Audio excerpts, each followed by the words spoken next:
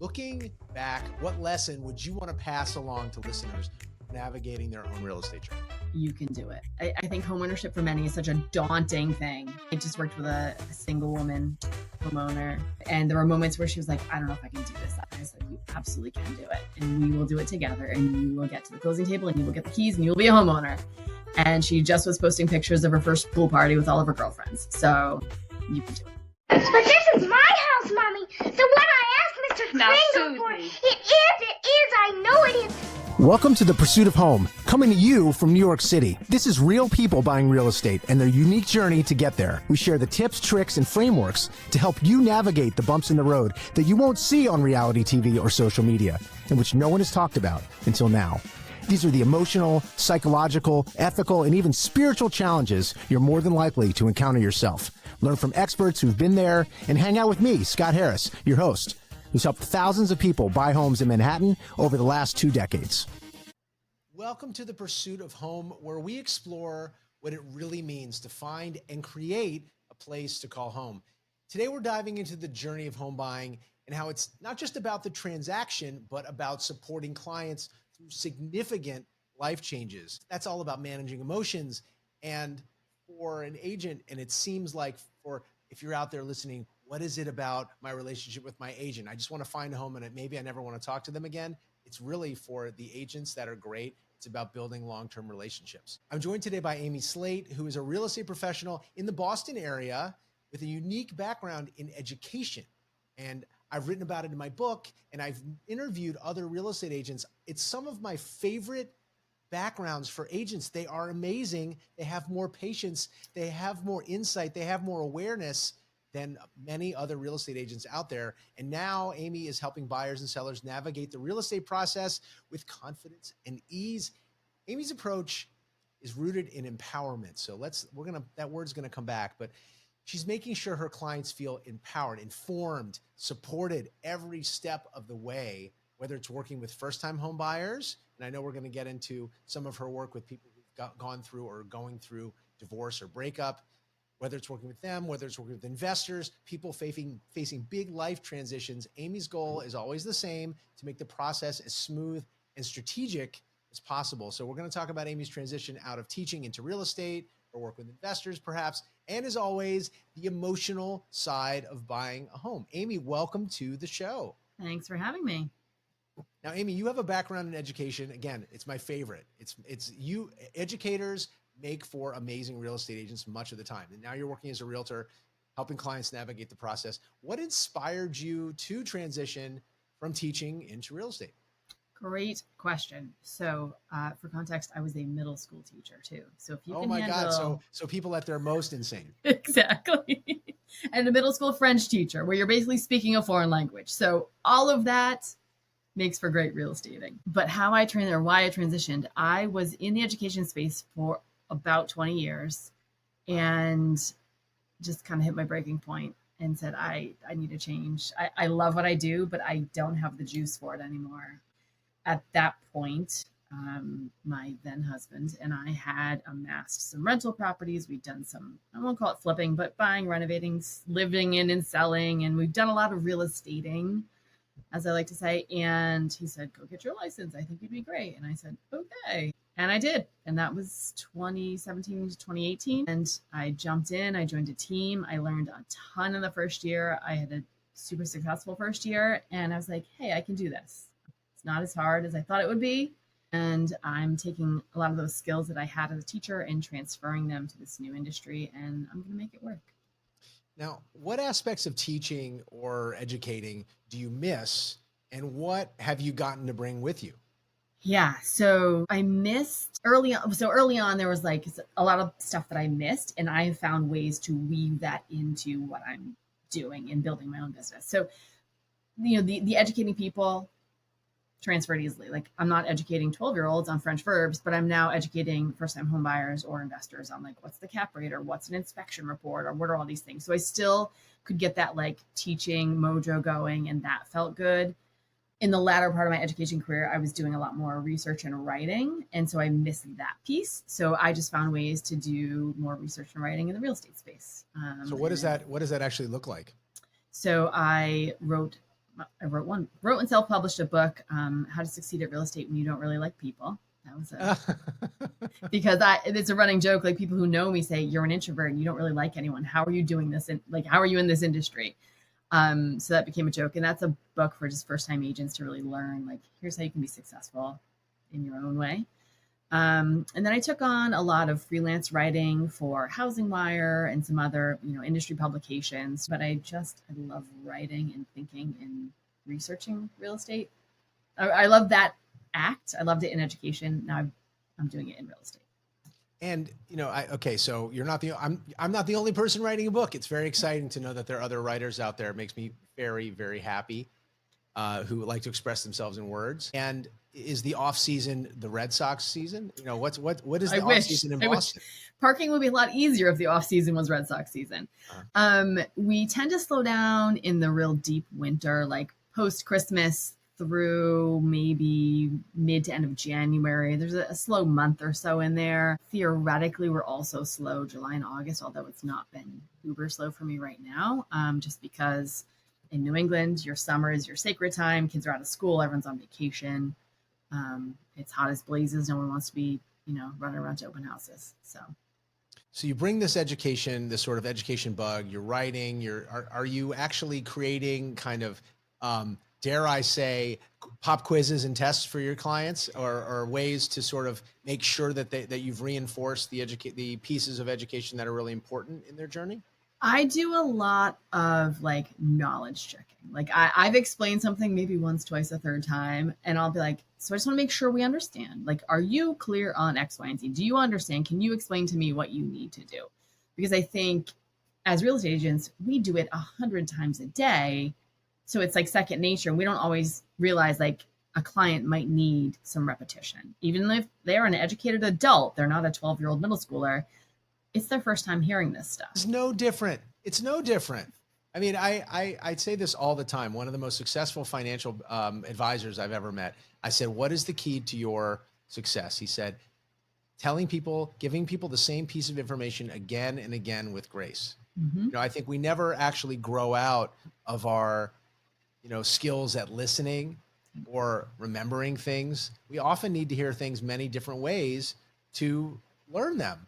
So I think it's actually like, being trained to be patient with 12-year-olds is perfect, because 12-year-olds are going through adolescence, which is a temporary thing that they grow out of. And people who are buying homes are temporarily insane, and that's okay. I mean, it affects everyone. Anybody who goes through the home buying experience is a little crazy. So I'm glad to hear that you've, that you're repeating, that you know what you're getting into. And I think that word that you just said, grace, is super, super important, because I may be beyond frustrated because I've told this client this thing 10 times. I can't show that. They are stressed. They are overwhelmed. They probably cry when we hang up the phone because they just don't know what's going on. And really being understanding and empathic and having that grace with your clients will go so far. I want to get into that. I want to talk about, because buying home is a big emotional milestone.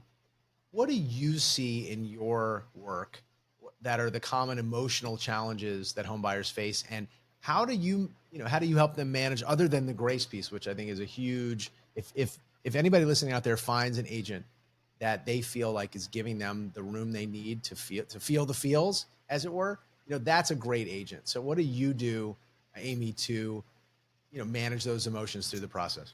Yeah, so I am naturally introverted, which makes me more of a listener than a talker. And so oftentimes it's just giving them the space to vent, to yell, to complain. And when you're a younger agent, you feel like it's all because of you. And often none of it is because of you. It's just, you are the voice, you are their person in this transaction that they are most closely related to. Yeah. And so they feel safe. So you create that safe space so they can let all those emotions out, because they are going to bubble to the surface. So there's that. I think kind of regular check-ins and lightening the mood. I'm not saying like send crazy off-color memes, but like I do kind of check in and maybe make some jokes and just kind of try to keep things light in those stressful moments. And also, share my own struggles, because we all have emotions. We've all been through the home buying most of us have been through the home buying process or other stressful life events, and we know it can be a lot. And just making them feel safe and secure in sharing the good, the bad, the ugly, everything, all the emotions. So I want to make a distinction there. I think it's really important to call out what you just said, making people feel safe and secure in this situation, which is not a safe or secure place. But if they can feel like that they're allowed to have these emotions, that in itself can help people feel very, very safe. And I think it's a good launching point for us to get into your buyer breakup, your, sort of your area of expertise, the program that you've that's evolved to help people through. Is it divorces? Is it breakups? Like I'd love to hear more about this side of the coin, because there are lots of reasons people buy and sell, but a subset of that is people who are going through divorce or breakups. So sure. Tell us everything. I would be happy to. It's not a happy topic, but it's one that I am passionate about. So a year and a half ago, this is gonna be some personal sharing here. I was surprised with a divorce and said, well, crap, now what? And part of that whole process was relocating geographically. It was, moving out of a home. It was selling multiple properties and all the real estate stuff that comes with a divorce. And I had a moment where I was like, okay, divorce, super stressful. All the real estate stuff accompanying it, super stressful for me. And I do this for a living. So I was like, wow, this must be super duper stressful for other people going through it. And then I'm in these like Facebook groups. You'd be surprised what's out there for divorce. And I'm seeing all these women with all these questions about, do I have to sell the house? What about this? What do I get an apartment? Like just all these questions and not really anyone answering those questions. Right. So like that's one piece of it. And at the same time, there's a subset of real estate agents. I'm not going to disparage our industry, but there are some who are like, oh, divorce, they've got to sell the house. And it's almost like an ambulance chaser mentality sometimes. And I said, I don't want to be that. I want to be the person who goes in and just helps educate these women on their options, because it's not always you have to sell the house. Sometimes you can stay put, but let's get you a certified divorce lending professional to help you figure out the money piece. And maybe you do have to sell it. And if that's the case, let's talk through like the emotional, the financial, the logistical, all the parts of this, not just let's do a real estate transaction. Like I want to support you through this because I've been through it and it sucks. Right. You've just had your trust completely blown apart. And now you've got to go find somebody to deal with money. And they're, and you gotta like, how do you know that you can trust that person? Gosh, it's like a lot to put on your plate. Yeah. Well, I used to say, oh, I'm sorry about people getting divorced, but I've been educated out of that. What I do know is that as a kid of divorce myself, I moved like 500 times as a kid back and forth from my parents. And I can tell you that experience is largely why I do what I do. Because it makes me feel so good to help people find their home. And maybe it heals a tiny piece of myself and my experience as a kid. And home is really important, whether you're the person who has to go through the divorce or you're along for the ride as a kid. Yeah. Sure. And so how does it play out? You advertise in this program, or do you teach classes? Like how does, do you get to be a teacher again in that way? All of the above. So last year I founded the Breakup Broker, thebreakupbroker.com, and really have like created this offering to women at no cost, that I will come in and just have a conversation with you and help understand your needs, your questions, what people do I need to put you in contact with? And as part of that kind of diving all into the divorce space, I've gotten connected with other divorce professionals, whether it's attorneys, whether it's mediators, it's divorce coaches, therapists, certified divorce financial analysts. There are all these people. That's a big deal. Who values the real estate? Huge deal. In the middle of this, and how do you? We're hope people listening. It's like they're first time home buyers. Maybe they haven't bought in a while. They're listening, or they're just curious about real estate. But it's a really tense thing where one partner thinks it's worth this, one partner thinks it's worth this. One partner wants to have a real estate agent. The other one wants to have one too. How do they work together? It can be so contentious, and maybe the divorce is taking forever. And, one side is just so angry. They can't even focus on anything but how angry they are. It is a lot. So God bless you for doing Thank that. you. And they're very lucky. You're so, you seem so earnestly, you care so much about people. It's great to hear that. Okay. You're you're a former educator, yet you're kind of an educator still, by the way. Yes. And you're used to empowering other people with knowledge, but how do you help home buyers look beyond the immediate transaction, help them focus long-term lifestyle goals, making this big decision? You're based in Boston, but Boston is really one big, it's like a bunch of little towns. Yes. Even within Boston or whatever. Yes. How do you help people figure out where they want to be when some areas can all of a sudden get very hot, very expensive. Some places might be more value, and things are always changing and developing. I lived in Boston for 6 years out of college, so I know it a little bit better than some places, but it's a dynamic market. Yeah. And so there's a lot of, for people to digest, they really have to find somebody to trust. So how do you go about building trust and then advising? Yeah. So again, it goes back to the listening. Oftentimes clients will tell you things without actually telling you them, right? Like they may say, oh, I want a 3-bed, 2-bath, blah, blah, blah. But in the meantime, they're just in conversation. They're mentioning things. You're like, oh, that's actually where they want to live and how they want to live. So a lot of listening and also keeping them accountable. I remember one client very recently who said hard and fast, like, this is what I want. And so then she'd send me a listing and we'd go see it and we'd be standing in the kitchen and I'd say, you said you wanted 2.5 bathrooms. This has 1. Let's talk about that. Have your criteria changed? Are you willing to sacrifice some things? And just like keeping the conversation, reminding them what they've told you that they want, because it may get lost in the, oh my God, I love this giant yard with this entertaining space, but there's still only 1 bathroom inside, right? And if that's something that's important to you, let's make sure we keep that at the forefront. So I think accountability to some extent, because there's some window shopping that goes on and there's some excitement over this, that, or the other thing. It's got an in-ground pool. It's got a whatever. Okay, but you said you needed a first floor main bedroom and this doesn't have it. So, reminding them with kindness and grace. But by the way, Amy, and I want to press on this. Maybe I don't want to, not that I want to challenge you, but I've found time and time again that, and it's not a knock, people say, here's my checklist. And then over time, they realize they actually want something else. They discover that they walk into a place that actually does check all their boxes and it doesn't work at all. And they're like, okay, my steam's coming out of my ears. My brain is frying. I don't know what is wrong. And maybe, then it becomes, wait a minute, actually, I said I wanted the ground floor, master apartment, primary bedroom, whatever, but I actually want something else. Yeah. I said I want outdoor space, but it's because I just want to have I don't want to be looking at my neighbor. Like there's something else in that, and there's one thing to hold people accountable, and it's another thing to make enough space so that people can discover, they can kind of work out what it is they're looking for. Do you understand? 100%. No, I'm with you. And I think there's the checklist, and I think let's get to the underlying reasons of that checklist. When you said you wanted 2 acres, again, is that because you don't want to see your neighbors? Because sometimes that can be done on half an acre. Right. And when you said you needed a primary suite on the first floor, why did you want that? Or you needed 2 gargoyles, like all the check boxes. Okay. Right.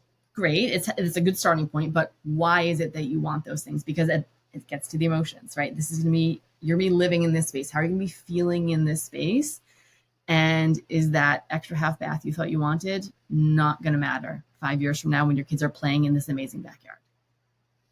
Yeah, I just want to point out, because you sort of have touched on this a couple of times. You're more of an introvert, and maybe that's not a great thing for a salesperson. As I listen to it, and I think people out there who are listening, I think the fact that you're quieter energy, that you're slowing down to listen to people, is actually serving you incredibly well. And that the extrovert might be fun to be social and meet more clients, perhaps, but you're going to find, I think every agent has to find their own way to how they're appealing to clients. And by the way, not every buyer wants to deal with this, loudmouth person who's talking all the time. That could be me, by the way. But there's a lid for every pot. And I think it's really important that when someone's looking in a space, that often what sabotages the visit is that agent who won't stop chattering. And actually it's like, have you ever had to take an agent into the other room and be like, hey, come with me, because you're really bothering my clients? Yes. They just, and you get to learn your clients too, and their style of kind of taking in information. And sometimes they just need to be and absorb and not be barraged with, and this great, marble counters and this and that. And they just need to like be in this space and absorb the energy. All right. I want to get into some more stories, because I think that's really fun for our listeners. Real estate transactions are definitely emotional. We've established that, especially when things don't go as planned. I'd love to hear a story, maybe how you helped a buyer through a particularly challenging moment during their home search when things were not going at all how they planned. Here's an interesting one. Okay. And these are one of my near and dear clients who are near and dear to my heart. I bet all of your clients love you. Most of them, yes. We went into this with the husband. He wants a project. He's got his tool belt ready. There's HGTV on constantly. Like we are shopping for a project, and we're looking at home after home after home. And it's like, once we start talking about the projects, they're like, oh my God, right? Like clearly they weren't on the same page. And that happens a lot. Totally. And so getting them onto at least a page is sometimes challenging, but kept the calm, kept the cool, and just kept looking and looking and looking. And finally found this home, which needed basically nothing. I think they just put some siding on it, but otherwise it's totally, and that was a choice. And this client is one of my biggest cheerleaders. They've been in their house probably 3 years now. Every Halloween she will tag me, because one of her things was, I want a house where trick-or-treaters come, right? The husband wants a project. She wants trick-or-treaters. She wants a historic home, and they've got the plaque on the house. And so she tags me so often, and I literally am almost brought to tears every single time, because starting out, it was like, oh God, we're never going to find it. We're never going to find it. Right. And she was the one who was being dragged around a little bit, because he was like, oh, this project. And she's like, but what about me?